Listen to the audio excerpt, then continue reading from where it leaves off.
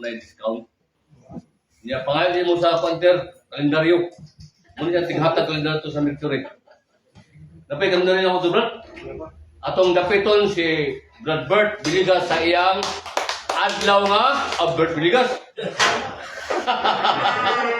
So, Biligas o. Bert Salazar sa iyang adlaw nga egg papahulay. Ako sister siga yung mata ni sister o. Kaya yung paris ang sampit.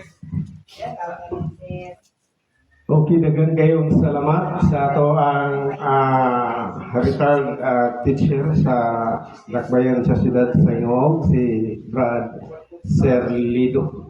Okay. So, mga kaigsunan, mayong hapon ka na itong tanan. So, muna ng ikaduhang Domingo karon nga diin nagtuon ta sa doktrina sa simbahang Katoliko. Importante kayo ang doktrina sa simbahan, kaya ron ta masayod sa kamatuoran, no? Magtuon tang tanan tungod kay mo man na ang ato agyong trabaho sa pagtuon sa balaang pulong nga diin ato yung ipatigbabaw ang kamatuoran tungod kay ang kamatuoran mo man ang gabayan sa kaluwasan sa matag usa kanato. Diya sa 2 Tesalonica 2 versikulo 10 ang kamatuoran mao ang gabayan sa kaluwasan. Okay. Dini sa Huswi 1 versikulo 8 mo ni atong basahon mga igsoon.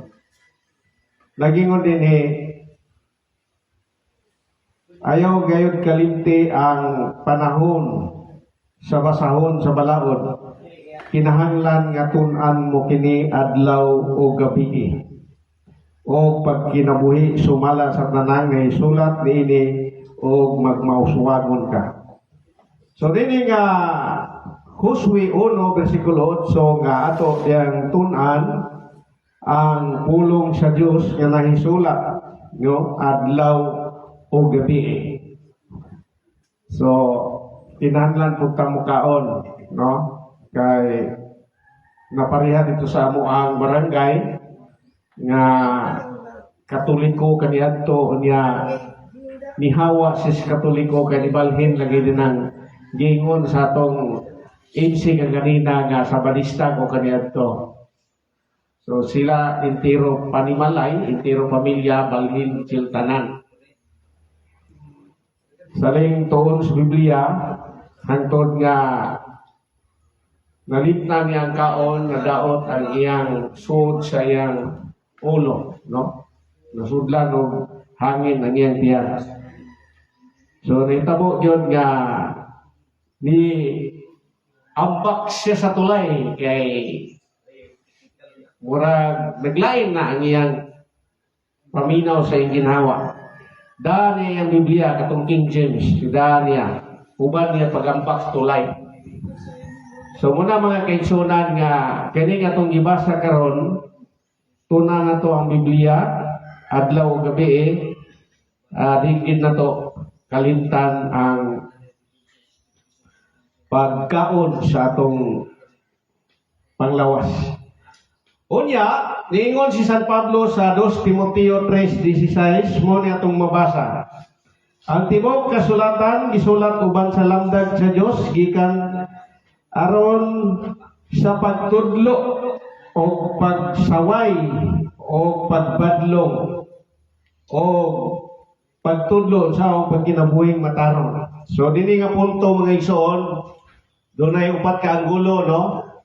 Ang kasulatan gisulat uban sa lamdag sa Dios aron itudlo. Ang itudlo ang tibuok kasulatan. Dunay pagpadlong, dunay pagsaway o pagtudlo sa unsaon pagkinabuhing matarong. No? Naibalo na taon sa pagkinabuhing matarong. Kaya naman sa kasulatan kanang gisulat bitaw diha nga 10 commandment o nahibalo ta na kanang napulo kasugo Na diya tanan, no? Kanang dili ka mannapaw, dili ka mangawat, dili ka magbutang-butang, na diya tanan, no? Unya ang importante dinhi sa Ten Commandments mo nang giputang ni sa upat ka sugo nga hinumduman mo ang adlaw igpapahulay. So diya ang punto nga ngatong tema karon adlaw nga igpapahulay. So kay adlaw ipapahulay man atong tema o ato manggibasa ang giingon ni San Pablo nga itudlo ang tibuok kasulatan. So atong itudlo ang tibuok nga nahisulat sa Biblia. Sa Biblia, dunay nagkalain-lain nga mga kaniyang mga unsay tawag ini? Nagkalain-lain nga mga Biblia nga diha gid nimo mabasa ang punto sa tema nato. Kani ang version. Nagkadaiya ang version sa Biblia. Unya gamiton nato ang Griego. Ang Griego nga Biblia kay itudlo man ang tibuok kasulatan. Dinhi sa Griego sa Mateo 28:1 muli ang nasulat kay gihupat man ni sa English. After then the Sabbath is Sabaton.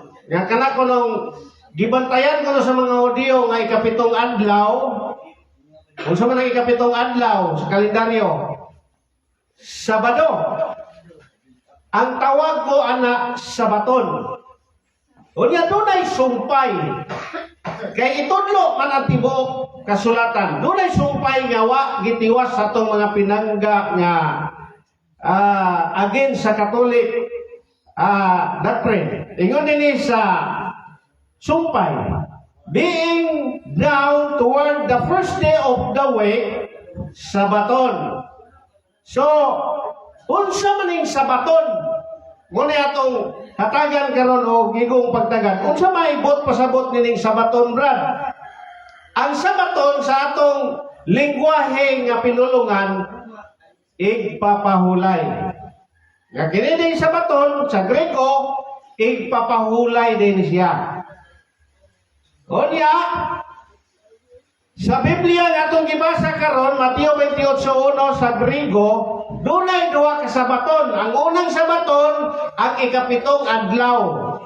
Ang ikaduhang Sabaton ang unang adlaw sa semana. Unsa man ang unang adlaw sa semana? Sumala pa sa Webster Dictionary ang 7th day of the week Saturday. Ang first day of the week Sunday. So dunay duha ay ka igpapahulay sumala sa Biblia. Nga wala gitudlo sa atong mga pinangga nga namahawa sa Katoliko. Di ba? Kay usama po ko na biktima mo. Kay sa una nihawa po ko Katoliko. Unya karon ibalik ko sa Katoliko kay naa di ay sekreto sa pagbasa sa Biblia nga dunay pabor-pabor. Kung ang kamaturan na sa ubos, ang ibabaw mo'y basahon. Ang kamaturan na sa ibabaw, ang ubos mo'y basahon. So diyan nato makita kung unsa ang lipat-lipat sa pagtuon sa malaang kasulatan. Kay nagtuon man ta karon. So ato ning tunan. Karon mugamit ka sa pagos sa gitawag og the word book ay encyclopedia article Jerusalem. Dili na ta karon mo mubasa na pud ta ani. Unsa may giingon dinhi sa article Jerusalem? Nga dito kuno sa Jerusalem karon mga orasa ang Sabat dito dunay tulo ka klase. Unsa man ang Sabat, Brad? Igpapahulay. Sa Grego, ano na siya? Sabaton. Nga dito, sa Jerusalem karon dunay tulo ka Sabaton kung igpapahulay. Unsa may gingon din atong basahon? Jerusalem is a city of 3 Sabbath. Kung nagkunay tulo ka igpapahulay sa Jerusalem karon, muna atong tunan. Unsa man? Friday, Muslim. Sunod, Saturday, Jewish. Ano na Jewish? Mga Hudiyo. Ang ikatulo, ang Sunday Christian. So doon ay tulo kay papahulay sa Jerusalem karon. Sa mga Muslim, Bernes sa mga Hudyo, Sabado, sa mga Kristiyanos, Domingo. Okay. So, ato ning ihikling ang Friday. Kaya ang Friday, sa mga Muslim, wa man manghilabot sa Katoliko. Ang nanghilabot sa Katoliko, gini ang mga Hudyo nga nagbantay sa Sabado. So, muna atong hatagag igo pagtagad karon. Unsa gani ito sa Grigo, ang Sabaton, dunay duha. Ang ikapitong adlaw, gitawag Sabaton, ang unang adlaw, gitawag pong Sabaton. So, dunay duha ka Sabaton. Unya sa Jerusalem, doon na po'y duha ka Sabaton dito. Kaya wala akong naman na, king ta sa ang Friday lagi. Dinihita sa Sabado o sa Domingo. Ang Biblia, mga kaisunan, nagtudlo, ganunay duha kay papahulay Sabado o Domingo. Pangutada, kung sa man ang Sabado, Brad, asa man ang nag-prepare? Atong pangutanon si Cardinal Rosales, kay si Cardinal Rosales man ang nagpirma ani nga Biblia. Kung sa may giingon ni Cardinal Rosales, dinhi sa listahan sa mga pulong, pahina, o walay pahina ani. Indexes. Oo.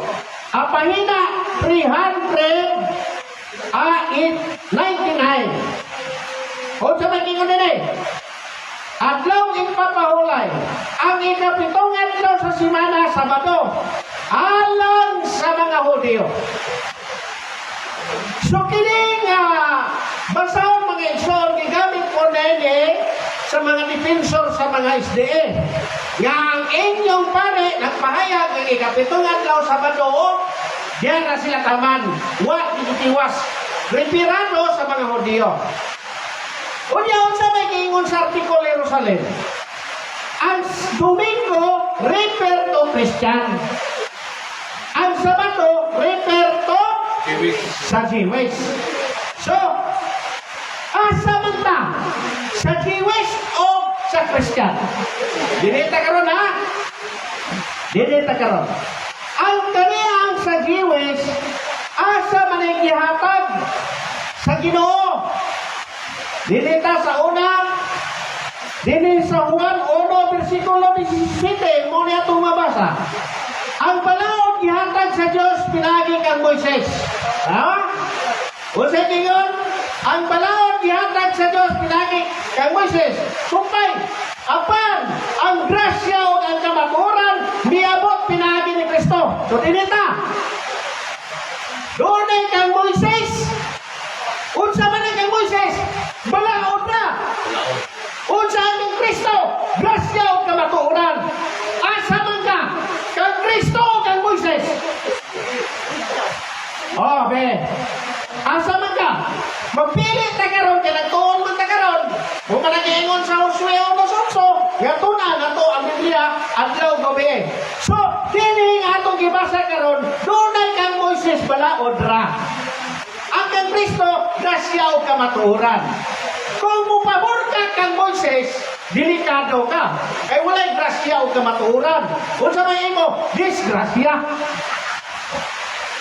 Pero man kaningon magkag-disgrasya ran, niya, atong basahon ng Biblia. Kung musunod ka kang Moises, muli ang atong mabasa sa Exodo 35. Kung sa may kaningon din sa Exodo 35. Atong basahon ng Biblia, kaya nagtuon mo lang kita. Tingnan eh. 1, kamat 3. Exodo 35, kamat 1, kamat 3. Kung sa'yo gingon din ni Moises, gitigom ni Moises ang tanang tao, ang tanang mga Israelita, o giingnan niya. Mao kini ang gisugo sa Ginoo kaninyo. Himuan ninyo nga inyong buluhaton sunod sa unong kadlaw. Apan ang ikapitong kadlaw, balaana kini. Mao kini ang adlaw ipapahulay ang gigahin alang kanako o kaninyo. Ang mo trabaho nini adlaw unsay silot, ang mo trabaho nini adlaw pakyon gayon. Tanawa? Ningon ko lang ang ginadisgrasya agad. Disgrasya kang Moises. Ang sumpay, niya inindok yung sumpay sa tres. Kung sa tingin ayaw pagtrabaho, bisan gani sa paghaling kalayo sa inyong balay sa adlaw Sabado. Yang mo trabaho niya sa Sabado, kung galing mo kalayo, ipapatay kina sa Ginoo. Di ba? Munang malaon ni Moises. Karon, anhit na sa Numeros 15. Unsa may atong mabasa aning Numeros 15, Brad? Atong basahon. Kaya naman ko'y Biblia, nga Latina Vulgata, Sabado yun. Yeah. Samtang niya sa kamingawan, ang katawhan sa Israel na kagitag mga tao nga nangahoy sa adlaw Sabado. Sabado yun. Okay. Nangahoy. Oh, nangahoy sa adlaw Sabado. Sabado yun na. Masing moingon mo nga, Sabado ba nga naman? Oh, kamoy basa, kung Sabado ba? Gidala siya sa nakakita kaniya nga ito ng Moises. Kaya nga naman, si Moises lagi mo gitagang balaod. O kang Aaron, o kang dibong katawan sa Israel.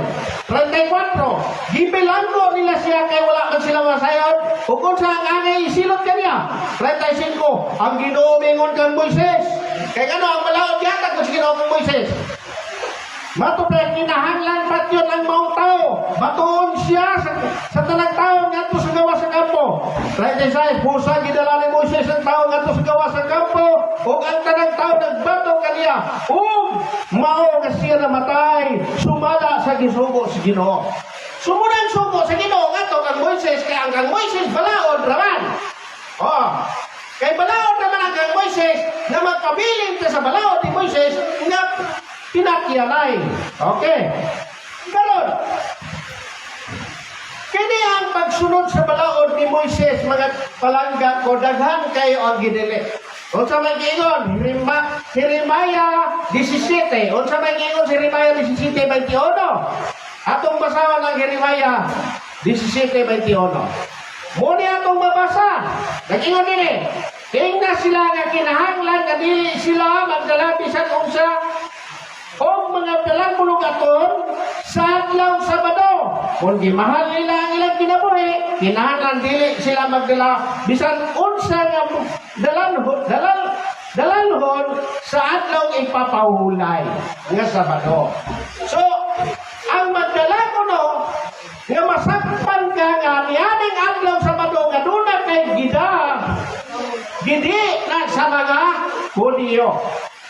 Unya karon kay si Kristo nagsugo man ngadto sa mga katawhan sa pagdaghigaan natong tao nga giayo. Yaman sa Juan versikulo 5. Unsa may nahitabo are? Yang ingon sa Balaang Kasulatan. Matot pa din sa Balaang Kasulatan Juan 5 versikulo 8. Kama 16, mo na itong mabasa. Jesus tingon kanya, tindog og dada imong higdaan og lakaw. Og diha-diha naayo ang tao og gidala niya ang higdaan og milakaw. Nahitabo kini sa adlaw Sabado. Sabado. Unsa gingon ni? Busa giingnan siya sa mga Hudyo. Ang tao nga naayo adlaw Sabado karon. O supak sa atong balaod ang pagdala sa imong higdaan. Mitubag ang tao, giingnan ako sa tao nga nag-ayo ka nato, dadaan imong higdaan og lakaw. 15. Unya bilakaw ang tao og nagsugilon sa kadagkuan sa mga Hudyo nga si Jesus kay ang nag-ayo kaniya og nagpadala sa iyang higdaan. 16. Kung sinita mo, tungod din misugod ang mga Hudyo, paglutos kay Jesus, kay giayo man niya ang tao sa adlaw Sabado. Sabado yun! Latina Vulgata. Kung sa may gingon din busa si Jesus mitungay kanila. Ang akong amahan nagbuhat hangtod karon, ug ako usab nagbuhat, ug tungod din misamot ang Hudyo, pagtinguha, pagpatay kaniya, kay giayo niya ang tao sa adlaw Sabado. Muna mga kaigsunan ko, nga kung magsunod ka sa balaod ni Moises, madelikado ka. Kung sa may atong sundon, ang kang Kristo. Kaya kung sa man kang Kristo, atong basahon, Mato pa din padayon ta din sa balaang kasulatan. Ang balaod yatang sa Dios ngadto kang Moises. Apan ang grasya ug ang kamatuoran pinaagi kang Kristo. So yani ta kang Kristo, dili ta ngadto kang Moises. Kang Moises madelikado ka. Unya kini si San Pablo mga kaigsunan ko. So wala pa siya nagmaging Christian, usa man siya ka Hudiyo. Mo man atong mabasa dire sa Pilipos. Ato rin basahon ang Pilipos. Apres versikulo 5 kama 8. Ingon siya dire. Kay gituli ako sa nag-edad pag usa ka simana. Nataw ako nga Israelita o tribo ni Binamin. O lumad kayo nga Hebreo. Bahin sa pagtuman sa balaod kang Moises, Hudiyo o parasiyo ako. O hilabihan ang akong pagkamadasigon sa pagsunod sa balaod ni Moises. Mauman gani ang ilotos mo ang iglesia. O ang pagkamatarong pinasubay sa balaod ni Moises, walay salikuay ka nako. O diba? Sa dihang kasakop pa sa balaod ni Moises, wagi salikuay matinudanon ni siya nga nagtuman sa balaod ni Moises. Mauman gani ang iglesia, iyang ilutos. O niyang sa may sumpay. O dili kay kanara. Bato pa niya. Apan kantong tanan nga kaniyatong giisip ko nga bililon, karon giisip ko nga nawalay bili, tungod kang Kristo. Kung dili lang kay kana lang. Kung dili, giisip ko ang tanan nga walay bili. Tungod sa kahibalo bahin kang Kristo Jesus, nga akong Ginoo nga labong pagkamaayo kabililon.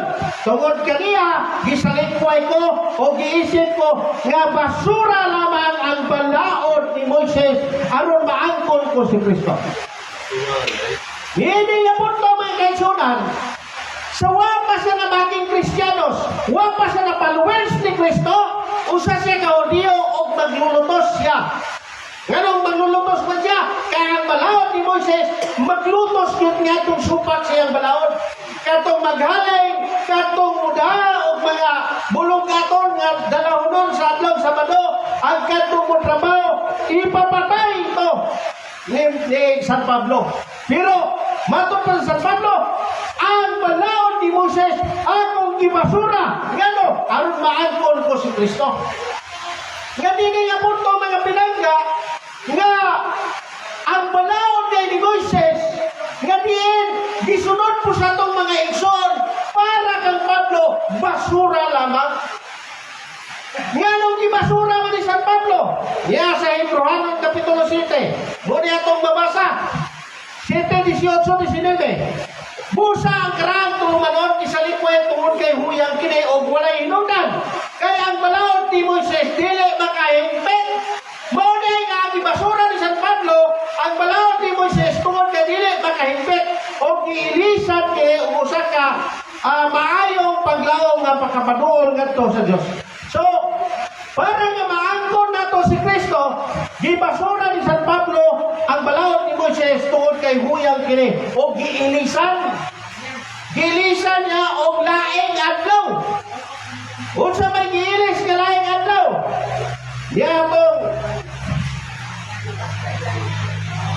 Diyatong Biblia ng Kitsunan, mahukot kini. Ato ning basahon ang unang Korinto kung unsay giilis. Areta. Unang Korinto. Matod pa din Matod pa din 16 versikulo 2. Mone. Unsa may giilis sa Sabado. Kanto kay Moises. Iyan din Upon the first day of the week, Sunday, which replaced the Jewish Sabbath of Saturday.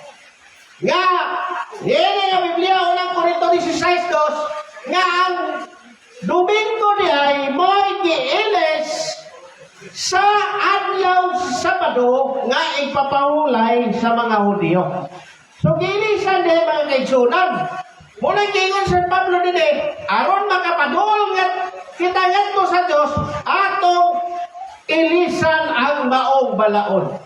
So gilisan nga matong panila nga nag-ilis kuno sa adlaw ipapahulay si Constantino.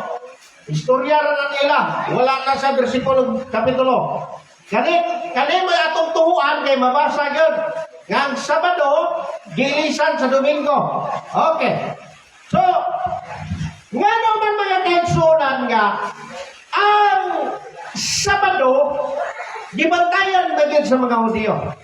Tungod sa rason Deuteronomio 5 versikulo 15. Tungod sa rason nga mao kini atong mabasa. Mato pa din hinumdumin ninyo nga giluwas kamo gikan sa yuta sa Ehipto. Busa ni ining adlaw pagabantayan ninyo ang Sabado. Latina Vulgata. Pagabantayan ninyo ang Sabado kay giluwas kamo sa Ginoo gikan sa yuta sa Ehipto. Muna nga sa mga Hudyo ang ilang gibantayan ang Sabado. Di ba? So, ato nang gisaysay nga ang Sabado alang sa mga Hudyo. Pero dili na sa mga Kristiyanos.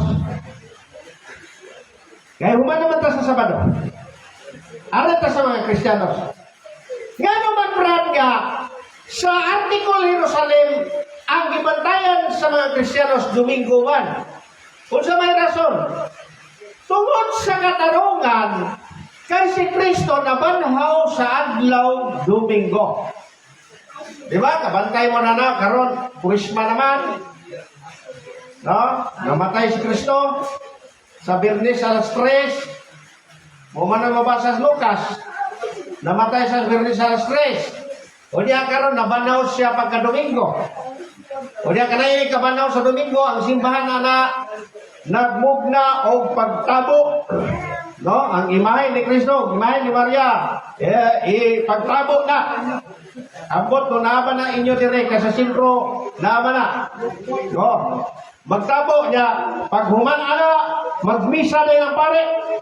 So nini punto ha mga kaigsunan, kung moyon kay mabasa mas Biblia brad, nga atong simbahon ang Ginoo nga nabanaw. Atong basahon. Mateo 28:1. Kama 17 nagingon din. Tapos sa adlaw ipapahulay sa pagbanagbanag sa buntag sa adlaw Domingo, si Maria Magdalena o ang laing mga Maria ngadto sa lubnganan. 5. Uni ang agil mingon kanila, babay ayo kamo kadlok, nasayod ako nga nangita kamo kang Hesus kay gilansang sa cross. Wala na siya dinhi na banhaw siya. Si Kristo na banhaw sa adlaw Domingo. Unya sa 9, ano ta 9 sugod? Unya sa kalit gisugat sila kay Hesus ug miyon. Ang kalinaw magauban kaniyo. Ug midul sila kaniya ug mihapa sa iyang ilan ug misimba kaniya. Nga mga apostoles dai nagsimba kay Kristo atol siyang pagkabanhaw sa Domingo. 16. Ang napulog usa ka mga pinunaan ngadto sa Galilea dito sa bukton nga gipatuan kanila ni Hesus. Napulog usa na lang, di ba? Kanang napulog usa na lang, adusin mo to sila. Kaya naghikog mo si Judas. O sa ilang pagkakita kaniya, gisimba nila siya. Di sa tuod may usa kanila nga nagduwa-duwa. So, gisimba nila si Kristo sa adlaw Domingo atol sa pagkabanhaw. Muna mga kaigsunan ko nga ang simbahan nagmugna o mga pagsimba atol yun sa pagkabanhaw ni Ginoong Hesukristo. So, gamay raman ang Biblia ng ilang ipangdala di ay. Muna nga, dili sa gitawag o kuwan, gitawag o kani ang version sa Biblia nga